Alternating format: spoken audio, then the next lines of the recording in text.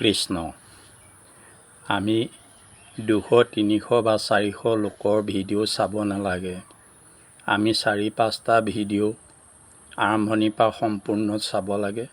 তাত like comment কৰিব লাগে আৰু এইখিনি আমি আমাৰ ভিডিঅ' আপলোড দিয়া আগে পাছে কৰিব লাগে। আমি ভিডিঅ' নিজৰ আপলোড দিয়াৰ পাছত আমি যদি ফেচবুক অফ কৰি থওঁ তেতিয়াহ'লে আমাৰ প্ৰফাইলটো আগুৱাই নাযায়। আমি যিহেতু ভিডিঅ' এটা আপলোড দিম তেতিয়া দিয়াৰ আগমুহূৰ্তত 10-15টা কমেণ্ট কৰিব লাগে আনৰ ভিডিঅ'ত। তাৰ পাছত ভিডিঅ' আপলোড দিব লাগে আৰু ভিডিঅ' আপলোড দিয়াৰ পাছত আমি কেইটামান ভিডিঅ' চাব লাগে, মানে ফেচবুকত অকণমান আমি সময় দিব লাগে। তেতিয়া আমাৰ প্ৰফাইলটো ভাল হয়, আমাৰ ভিডিঅ'টো আনৰ সন্মুখলৈ বেছিকৈ যায় আৰু বেছিকৈ ভিডিঅ'টো আনৰ সন্মুখলৈ যোৱা মানে আমাৰ ভিডিঅ'টো আনে চাবলৈ সুবিধা পায়। এই হেতুকে আমি লাইক কমেণ্টটো কৰি ল'লে তাৰ পাছত আমি ভিডিঅ' আপলোড দিব লাগে আৰু ভিডিঅ' আপলোড দিয়াৰ পাছত আমি অকণমান ফেচবুকত সময় দিব লাগে। সেইটো ফেচবুকেও বিচাৰে, যিহেতু আমি ফেচবুকত কাম কৰিছোঁ যেতিয়া আনে দিয়া ভিডিঅ' যদি কেইটামান আমি চাওঁ, বেছি নহয় 4-5টা যদি আমি সম্পূৰ্ণ চাই তাত যদি লাইক কমেণ্ট কৰোঁ তেতিয়া সুন্দৰ হয়।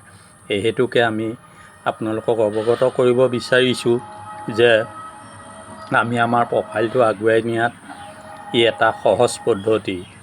গতিকে আহক আমি ফেচবুকত ভিডিঅ' চাওঁ, ভিডিঅ' কমেণ্ট কৰোঁ, মাজত আমি আমাৰ নিজৰ ভিডিঅ' আপলোড কৰোঁ আৰু আনৰ কেইটামান ভিডিঅ' চাই আমি ফেচবুকত সময় দিওঁ আৰু তাতো আমি লাইক কমেণ্ট কৰোঁ।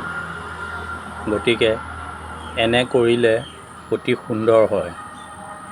গতিকে আমি ভিডিঅ'টো আপোনালোকক অৱগত কৰাইছোঁ। যদিও আপোনালোকে জানে বা নজনা 2-1 থাকিব পাৰে, তেখেতসকলৰ উপকাৰ হ'ব। সেই আনৰ উপকাৰ হকে দিয়া ভিডিঅ'টোৱে অতি সুন্দৰ হয়। সেই হেতুকে আমি যিটো জ্ঞাত, আমি যিটো জানিছোঁ, আমি যেনেকৈ আগুৱাই গৈছোঁ, আমি ভাল ফল পাইছোঁ আৰু আমি ভাল ফল পোৱাৰ কাৰণে আপোনালোকক কথাকেইটা অৱগত কৰাইছোঁ।